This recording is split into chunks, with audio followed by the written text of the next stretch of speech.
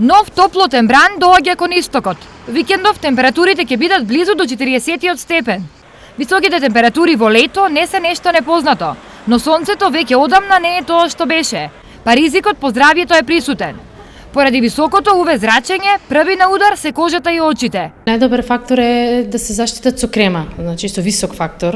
Друга е да се облече тенка кошула, особено ленена, значи која што нема ќе го намалат влијанието на ултравиолетовите зраци.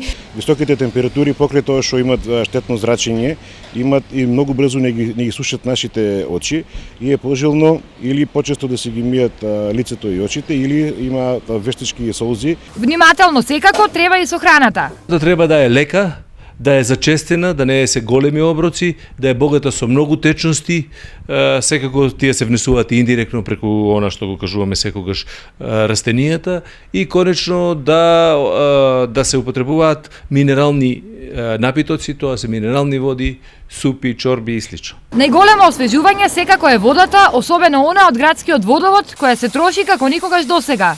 Потрошувачката на вода во овој период ни е доста зголемена. Имаме некаде 293 литри во секунда потрошувачка на вода. Некои уште од сега се сокрија под климите, други ги зедоа ладалата, а трети одлучија да уживаат на високите температури. Многу е жешко и затоа доаѓаме секој ден и пливаме. Епа се бањаме, се разладуваме. Женски пливам, фрламе се, разладуваме се, жешко е. За некои за среќа, за други за проблем. Сонцето до крајот на месецов ќе го има многу.